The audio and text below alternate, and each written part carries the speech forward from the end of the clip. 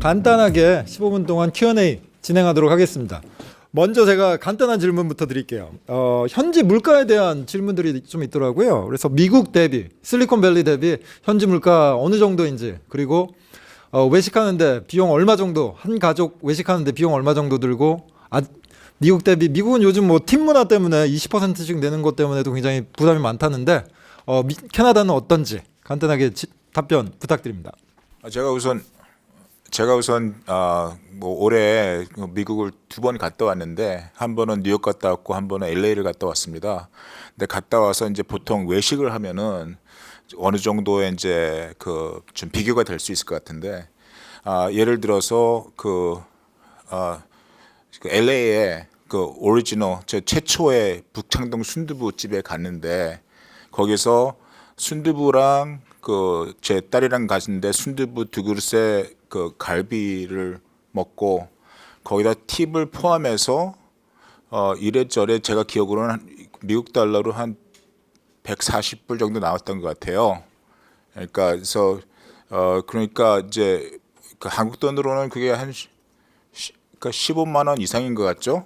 그래서 근데 캐나다에서 밴쿠버도 이제 외식하면은 물가가 많이 올라갔고 그랬는데, 캐나다에서 그렇게 먹으면은 보통 밴쿠버에서는, 토론토는 어떤지 잘 모르겠는데, 제가 지금 보면은 뭐 순두부 2그릇이면은 한 40불, 거기다가 뭐 갈비 그런 거 넣으면 한 20불 더 하고, 그러면 한 60불, 거기다가 이제 이래저래 음료도 하고 팁까지 하면 충분히 캐네디언 달러로 100불이면 가능할 것 같은데, 캐네디언 달러 100불이면 한국 돈으로 약 15만 원 정도, 10만 원 정도 되니까, 사실 팁 문화가 미국은 참 진짜, 과거에는 캐나다에서는 우리가 그냥 15% 팁을 주면 많이 준다고 생각했는데, 그러니까 그것은 세금을 포함하지 않은 액수의 15%였기 때문에 그냥 아까 말씀드렸던 부가가치세 정도 수준에 그대로만 내면 됐는데, 이제는 세금 모든 거 다 포함한 다음에 미국에서는 최소한 18%에서 시작해서 뭐 25%까지 팁을 주니까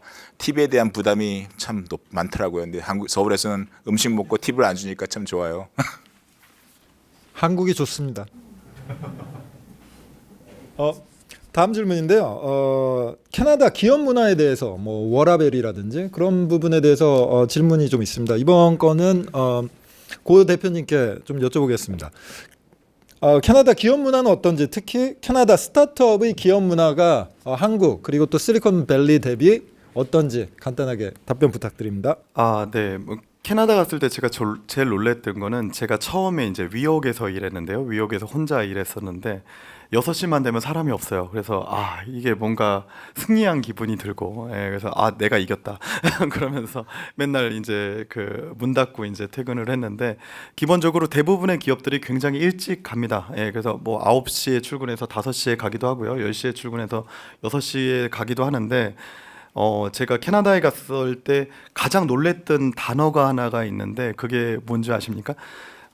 패밀리 이머전시라는 말이 있습니다. 그래서 패밀리 이머전시, 이게 도대체 무슨 말이야? 이게 뭔가 하면, 갑자기 아이가 학교에서 뭐 선생님한테 뭐가 배가 아프다고 그래가지고 뭐 해야 된다 그러면은, 이게 패밀리 이머전시는 모든 거에 앞섭니다. 그래서 오늘 뭐 CEO 미팅이 있어도 패밀리 이머전시입니다 하고 가가지고 아이를 픽업해요. 근데 그게 크리티컬한 상황이 아닌데도 그 아이를 받아줄 수 없을 때 패밀리 이머전시라고 하는, 뭐 이런 것들을 얘기하는데, 그만큼 굉장히 가족을 중요시하고요. 워라밸이 굉장히 이제 잘 되어 있는 것 같습니다. 그래서 이제 제가 스타트업 씬에서 많이 하는 말씀은, 이거 한국에서 평생 사업했는데 캐나다 가서 성공할 수 있을까? 과연 무엇을 할 수 있을까? 이런 걸 고민하시는 분들한테 하시는 말씀은, 대표님 그냥 한국에서 이만큼 하셨으면 캐나다 가면 무조건 성공한다고 얘기합니다. 왜냐하면 기본적으로 한국 사람들이 훨씬 열심히 일합니다. 그냥 보통만 일해도 그냥 웬만한 회사는 다 이길 수 있다, 이럴 정도로 기본적으로 열심히 일하는 문화가 형성이 돼 있는 것 같습니다. 그러니까 그게 좋은 것 같아요. 다른 분들 다 워라밸 지킬 때 나만 안 지키면 바로 앞서가는 기분 듭니다. 네. 하지만 캐나다 직원들한테 그거를 강요하기는 어려울 것 같은데, 그런 부분에 있어서 조금 조심해야 될 부분은 어떤 점이 있을지 이번에는 임 사무관님께 질문을 드리도록 하겠습니다. 네, 방금 대표님이 말씀 주신 게 되게 제가 봤을 때 동일하고요. 근데 그건 이제 한국 사람의 입장에 그런 거죠. 그래서 아까 얘기했듯이 캐나다 사람을 이제 채용해야 된다. 그러면 좀 뭐 이렇게 좀 이렇게 좀 더 열심히 해라 이렇게 강요할 수 있겠지만 안 들으면 어쩔 수 없죠. 그렇지만 방법은 있죠. 예를 들면 오버타임을 좀 돈을 많이 주던지 이렇게 할 수도 있겠지만 그래도 이제 안 듣고 6시에 가는 사람이 대부분일 겁니다. 그러면은 이 방법을 어떻게 해결하냐?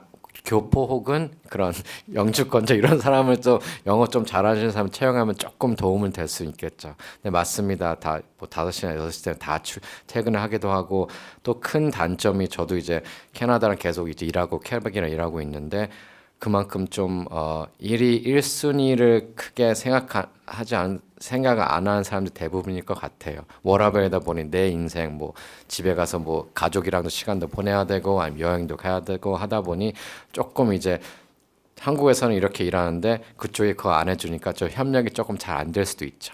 혹은 뭐 예를 들면 제가 또 개인적인 일이 있었는데 작년에 이번에도 토론토 가서 사실 대표님도 같이 일했었지만 작년에 토론토 갔었는데 그때 조금 코로나 이제 끝나는 때였는데 제가 이제 토론토랑 몬트리올 출장 갔었는데 제가 짐을 잃어버렸어요. 10일 동안요. 네. 근데 한국에서 누가 짐 잃어버린다. 그럼 야근까지 해서 찾아주겠죠. 아마도. 누가 뭐 소리 지를 수도 있고 뭐 이렇게 하다 보니. 근데 캐나다는 줄 다 서 있고 이제 짐 잃어버린 사람이 꽤 많았을 거예요. 그때 또 이제 트러블이 많았으니 이제 코로나 이제 끝난 지 얼마 안 돼서. 근데 거기 직원이 이제 줄 서서 하는데 딱 5시 되니까 땡 하고 이제 가더라고요. 그럼 우리는 이제 기다리는 거죠. 다음 사람 올 때까지. 근데 다음 사람이 또 2시간 있다 오고. 제가 봤을 때 한국 사람이면 그래도 집에 가야 될 시간이겠지만 다들 이제 짐 잃어버렸으면 얼마나 좀 힘들겠어요. 다른 나라에서 왔는데. 그래서 어떻게 보면 조금 꼭 그렇다는 건 말씀 못 하겠지만 한국 사람이었으면 좀 더 팀장님이 소리 질렀을 수도 있겠지만 그런 책임감이 확실히 더 있는 느낌인 것 같아요. 근데 캐나다에서는 그냥 내가 네 짐 잃어버리지 않았잖아. 그러면서 그냥 가더라고요. 네. 근데 그것도 어떻게 보면 사실이죠. 그 사람이 내 짐 잃어버리지 않았으니 그 사람도 뭐 일정이 있겠고 가족도 있겠고 해서 그런 거 같지만 좀 그런 게 어떻게 보면 문화 차이라고 해야 돼. 근데 확실히 그런 차이가 있습니다. 되도록이면 캐리언 러기지로 비행기에 가지고 가는 게 좋겠네요. 혹시 청중 분들 중에서 질문 있으신 분 계신가요? 네. 네, 안녕하십니까. 들리시나요? 네. 안녕하십니까. 삼성증권에서 근무하고 있는 최성호라고 하고요. 오늘 발표 굉장히 잘 들었습니다. 2가지 궁금한 점이 있는데요. 첫 번째는 이제 그 신철희 변호사님께 한번 드리겠습니다. 아까 그 캐나다에서 법인을 설립할 때 자본금이 한 $100 정도 필요하다고 말씀을 주신 것 같은데요. 그러면 이제 국내 같은 경우는 주식회사라든지 뭐 유한회사 이렇게 다양한 종류의 법인들이 있을 수 있는 것 같은데 캐나다는 뭐 어떤 종류의 이제 법인 설립이 가능한 건지 좀 궁금하고요. 뭐 각자의 좀 차이점이 있다면 어떤 게 있을까 궁금합니다. 그러니까 아까 100불이라고 말씀드린 것은 그냥 하나의 예를 드린 거고 아무런 제한이 없습니다. 자본금에 대해서는. 그러니까 뭐 저기 그 최소의 액수로 그러니까 법인을 설립할 수 있는 거고 아까 잠시 말씀드렸지만 일반 법인은 각 주마다 좀 설립 절차는 차이가 있겠지만 일반적으로 보면은 그냥 다들 그러니까 뭐라 그러죠 private corporation 같은 경우에는 주주가 50 미만이고 서로 뭐 좀 잘 아는 사이에 사람들끼리 법인을 설립한다면은 거의 뭐 진짜 기초적인 정보만 있으면은 법인명 그것은 각 뭐 회사 임원 정보만 있으면은 진짜 법인은 진짜 며칠 안에 설립을 할 수가 있습니다. 그러면은 법인이 설립되면은 동시에 이제 그걸 근거로 해서 연방세 보고를 할 수 있는 그 번호가 나오고 그래서 그러면 그대로 비즈니스 라이센스 받고 사업을 그대로 시작할 수가 있어요. 그래서 아까 무슨 어떤 종류의 법인이 가능하냐는 말씀을 하셨던 것 같은데, 그러니까 사업을 하시는 목적이라면은 개인 사업을 하실 목적이라면은 그냥 뭐 유한 책임, 리미티드 라이빌리티가 있는 그런 법인 형태로 지금 그렇게 이해하시면 될 것 같습니다. 네, 감사합니다. 두 번째 질문은 이제 고종옥 대표님한테 드리고 싶은데요. 한국의 그 스타트업 씬에서는 어떻게 보면 엑시트 루트가 굉장히 다양하게 있을 것 같은데 대부분 다 IPO만 바라보고 가고 있는 걸로 이해를 하고 있습니다. 뭐 해외 사례로는 뭐 M&A라든지 다양한 이제 루트가 있을 것 같은데 미국만 보더라도 IPO보다는 M&A가 비율이 훨씬 더 높은 걸로 이해를 하고 있거든요. 캐나다 같은 경우는 이제 엑시트 루트가 어떤 식으로 좀 이게 형성이 되어 있으며 그 비율은 한 대략적으로 어느 정도 되는지, 그다음에 거기서 이제 주요 자문사로서의 역할을 하는 플레이어들은 RBC라든지 아니 TD 같은 이제 뭐 증권사들에서 주로 맡아서 하는 건지, 아니면 뭐 거기만 스페셜라이즈 돼 있는 뭐 미드캡 시장에 뭐 어떤 다른 자문사들이 있는 거지, 에버코어라든지 뭐 라자드라든지 뭐 이런 자문사들이 있는 건지 궁금합니다. 네. 일단 자문사에 대해서는 저보다 잘 아시는 것 같은데요. 네, 뭐 제가 알기로는 일단 대형 은행들이 워낙 다 겸임해서 이제 하는 것으로 알고 있고요. 그리고 캐나다 같은 경우에는, 그러니까 미국도 뭐 이제 시장이 뭐 나이지 있고 나스닥 있지만 캐나다에는 TSX가 있고 TSXV가 있습니다. 그리고 기본적으로 그러니까 스타트업 같은 경우는 보통 TSXV로 시작하는 경우가 굉장히 많고요. 이제 그러다 보니까 대부분이 지금 스타트업 씬에서의 캐나다 스타트업 씬에서의 LP를 은행들이 담당을 하고 있는 경우가 많습니다. 그러다 보니까 자연스럽게 이제 그게 이제 그 리스팅 할 때 굉장히 많은 도움을 주게 되는 거고, 딱 이제 제가 직급을 못 들어가지고 선생님께서 말씀하신 거와 마찬가지로 이제 주로 은행들이 이제 그런 부분들을 이제 많이 담당하고 있는 것 같습니다. 예, 그 부분이 있고요. 그다음에 엑시트 루트 같은 경우에는 한국이 IPO에 의존하는 이유는 되게 결국에 단 한 가지입니다. 그러니까 M&A 생태계가 잘 동작하지 않기 때문인데, 그럼 M&A 생태계가 왜 동작하지 않냐, 그런 것은 두 가지에 기인하는데, 첫 번째는 우리나라의 인건비가 아직도 굉장히 싸기 때문입니다. 그래서 누가 어렵게 만든 결과물보다 우리가 그냥 사람 왕창 써서 더 빨리 만들지라는 이런 포인트가 하나가 있고요. 또 나아가서는 기본적으로 광고 홍보 비용이 굉장히 저렴하기 때문입니다. 미국 같은 경우에는 전역적인 마케팅을 하는 것은 사실 불가능에 가깝거든요. 근데 한국은 예전에 슈퍼셀이 우리나라에 진출했을 때 모든 광고를 점유했을 때 일주일에 100억으로 다 됐습니다.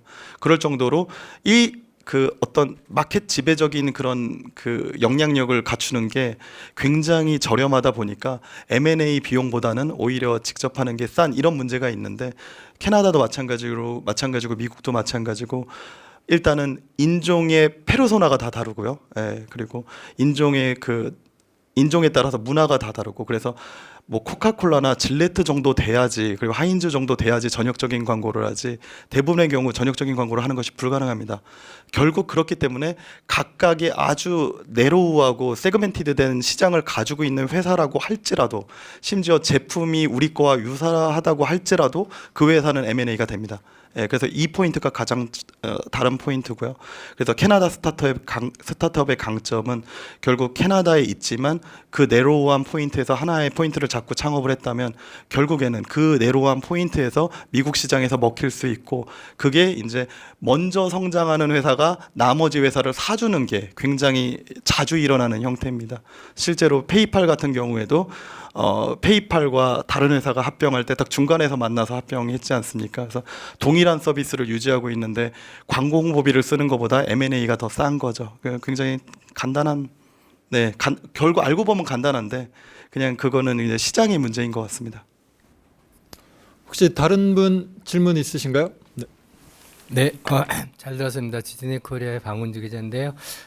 세 가지인데 일단 두 가지는 우리 고정호 대표님한테 좀 한 것 같고, 제가 만약에 한국 기업이라면 어째 세 분이 다 다른 지역에 계시니까 어찌 보면 사실 경쟁일 수도 있고, 뭐 캐나다 전체를 보면 협업일 수도 같은데, 만약에 한국 기업이 캐나다에 진출한다면 각자 입장, 아까 우리 고 대표님도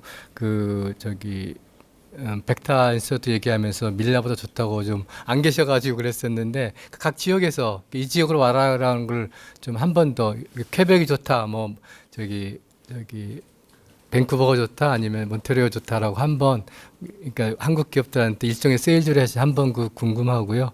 그다음에 또 우리 고 대표님이 얘기한 워딩 중에 제가 좀 인터스팅했던 게, 인도의 천재 개발자들이 실리콘밸리 한 거고 캐나다 온다고 하셨잖아요. 혹시 그거에 대한 조금 더 되게 좀 아주 재미있는 워딩인데, 뭐 거기에 대한 데이터 같은 게 혹시 있으신지 궁금하고요.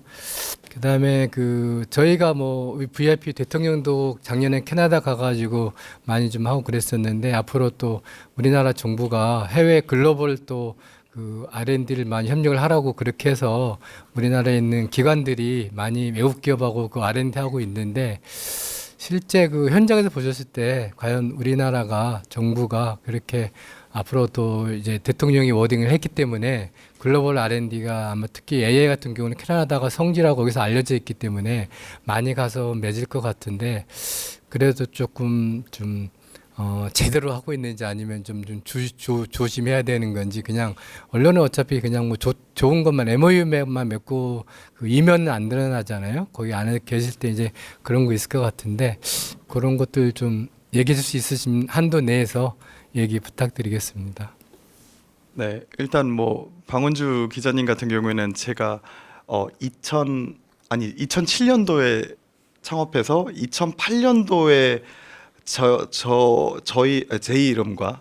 제 이름과 회사 이름이 나왔던 첫 번째 뉴스 기사를 써주신 기자님입니다. 그래서 사실 이 자리에서 뭐 캐나다 얘기를 하고 있는 게 굉장히 어색하고 쑥스러운데 뭐 굉장히 기분이 묘하네요. 예, 그래서 하여튼 처음에 세상에 알려주셔서 이 자리를 빌어서 다시 한번 감사하다고 말씀 전하고 싶고요.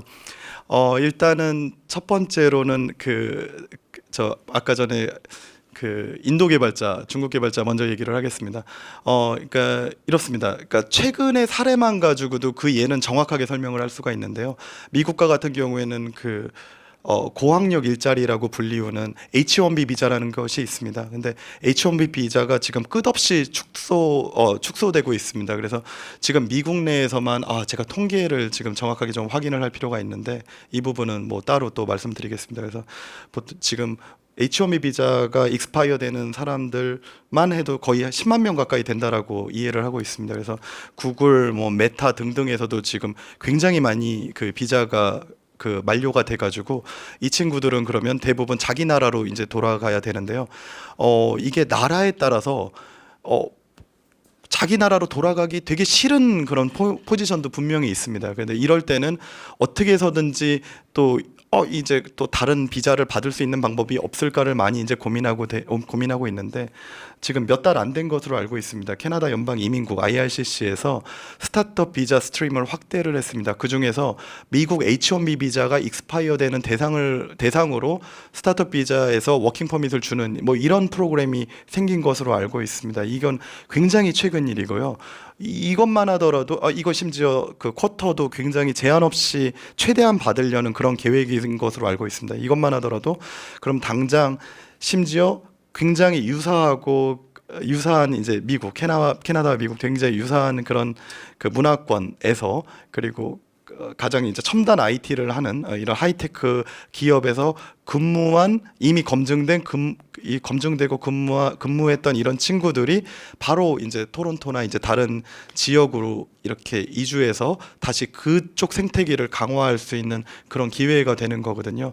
그래서 이런 부분이 있고 그 이전부터도 기본적으로 지금 이제 정치 얘기는 사실 우리 또 변호사님이 해주시면 좋을 것 같긴 한데 이민 정책이 변화로 지금은 굉장히 적극적으로 캐나다가 이민을 받고 있는 상황입니다. 그래서 그런 이제 이민을 많이 받고 있는다는 얘기는 또 더 나아가서 그 더 똑똑한 친구들 그리고 각각의 나라에서 굉장히 좋은 커리어를 쌓았던 친구들이 캐나다로 유학을 와서 이제 뭐 박사학위를 받고 뭐 석사학위를 받고 이어서 이제 정착할 수 있는 확률이 점차적으로 늘어난다는 걸 의미하기 때문에 그것이 더 나아가서 더 많이 캐나다로 유학을 오는 그런 분위기로 지금 발전하고 있습니다. 그래서 최근에 이제 아이비리그에 이제 자제분을 이제 유학시키려고 하시는 분에게 이제 들은 얘기인데 유니버시티 오브 토론토 대학교죠. 유니버시티 오브 토론토의 컴퓨터 공학과가 거의 아이비리그보다 요새 어렵다고 한다라는 얘기를 전해 들었습니다. 그래서 토론토 대학교를 가기 위해서는 일단은 컴공 제외하고 딴 데를 가서 전과를 해라 이럴 정도로 지금 토론토 분위기의 IT는 굉장히 핫합니다. 사실 이제 마지막 질문을 위한 빌드업이었는데요. 이 토론토는 AI에서 이제 그 벡터 인스티튜트로 시작을 한 그런 이제 영향력을 바탕으로 기본적으로 아까 경제 규모에서도 이제 말씀을 드렸지만 너무나도 많은 인력들이 계속적으로 토론토로 쏟아지고 있습니다.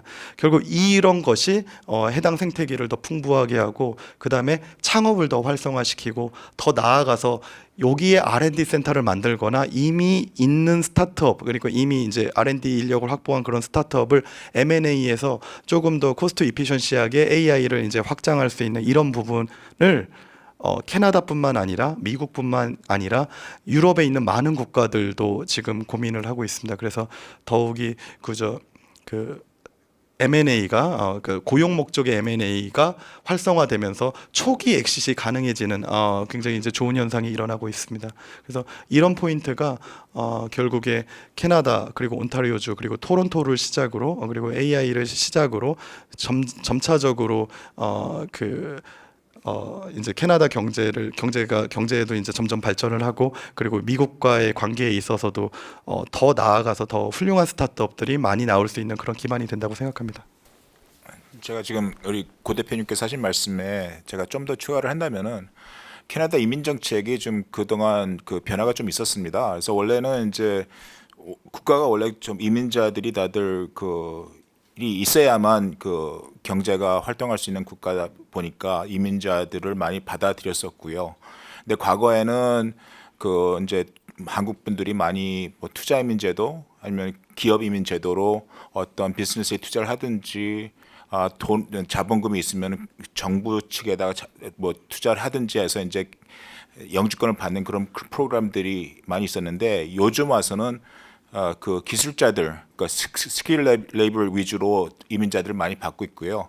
그렇게 해서 결과적으로는 경제 발전에 기여할 수 있는 사람들을 위주로 받고 있고 사실 또 캐나다 인구가 많이 늘다 보니까 전문직들이 많이 부족합니다. 지금은. 그래서 그 해외에서 어떤 그 경력도 있고 또 저런 뭐 자격도 있는 그런 뭐 엔지니어든지 공학자들이든지 아니면은 또 뭐 의료진이든지 뭐 그런 사람들을 좀 더 쉽게 들어와서 그 라이센스를 갖고 본인들 인정을 받고서 이제 일을 할 수 있는 그런 제도들이 생기고 있고 또 지금 왜 그 아까 우리 말씀하신 그런 부분도 있어서 캐나다로 사람들이 많이 몰리고 있지만 왜 굳이 미국보다 캐나다로 이런 그러니까 능력 있는 사람들이 많이 모이고 있느냐 하면은 사실 우리 한국 분들도 그렇고 아시아 쪽에서는 저는 밴쿠버에 있다 보니까 아시아 사람들이 제일 선호하는 지역이 밴쿠버인데 왜냐하면은 토론토도 마찬가지지만 밴쿠버는 진짜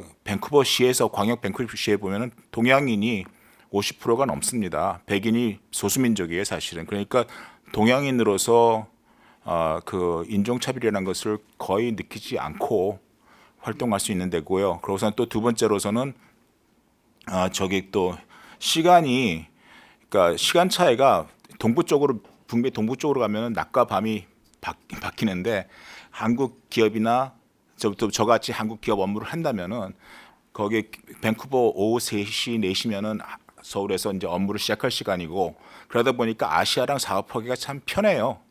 그리고 그 다음으로서는 캐나다를 또 좋은 게 뭐냐면은 뭐 아무래도 좀 더 미국보다 사회주의적인 국가라서 그런지는 모르겠지만 의료보험이 무료고 캐나다에서 이제 합법적으로 입국한 사람들한테는 또 교육의 보장도 있고 또 대학교를 간다 하더라도 수준 높은 대학교에서 저렴한 학비로 공부를 다 할 수 있는 제도를 갖고 있기 때문에 사실 전 세계에서 50위 안에 있는 대학교를 미국 거의 말씀하셨듯이 미국 아이비리그 수준의 교육을 받는데 아이비리그 수준의 학비에 드는 것보다 뭐 10분의 1, 20분의 1 정도의 학비만 내고 그렇게 교육을 받을 수 있기 때문에 특히 우리 한국 사람들이 교육에 대한 열정이 많다 보니까 그래서 이제 캐나다 쪽으로 많이 관심을 갖고 계신 것 같습니다.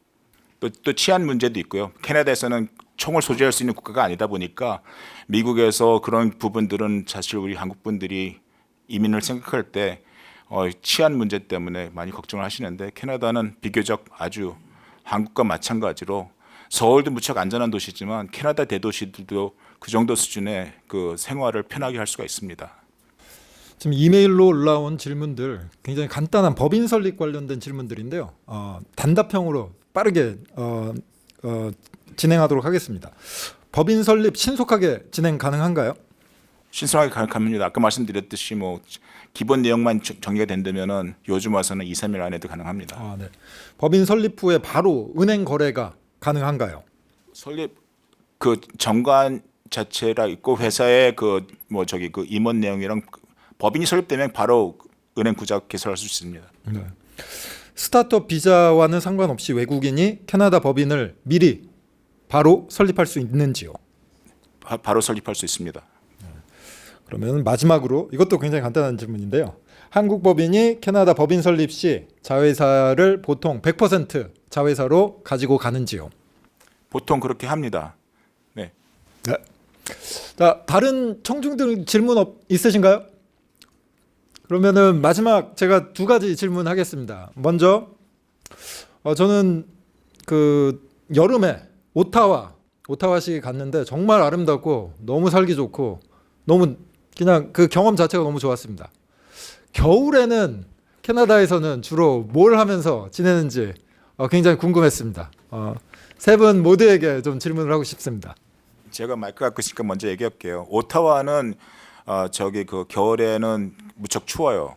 무척 추울 수가 있어요. 그래서 이제 그 기후를 본다면은 이제 아무래도 겨울에는 오타와 그래 추운 도시에서는 이제 내부 활동을 많이 해야 될 것 같고 또 주로 스노우볼드라고 그래서 미국 남쪽으로 이제 겨울 휴가를 많이 가시는데 캐나다에서는 여름 휴가보다 겨울에 휴가를 쓰는 사람들이 많습니다. 밴쿠버 같은 경우에는 기후의 변화가 별로 없어요. 미국 태평양 기류를 보고 있기 때문에 샌프란시스코, 시애틀, 밴쿠버는 되게 겨울에도 눈이 안 오고 영하로 거의 내려가지 않고 겨울엔 좀 비가 많이 오지만 캐나다에서 유일하게 1년 내내 골프를 칠 수 있는 도시는 밴쿠버입니다. 모든 골프장이 1년 내내 영업하고요. 또 봄에 또 산이 있기 때문에 봄에 4월 달에 아마 이런 도시는 그 골프도 치고 해변가서 해수욕도 하고 스키도 탈 수 있는 그런 도시는 밴쿠버밖에 없는 것 같습니다. 근데 사실 뭐 저는 할 말이 없는 게 몬트리올은 춥습니다. 그건 어쩔 수 없습니다.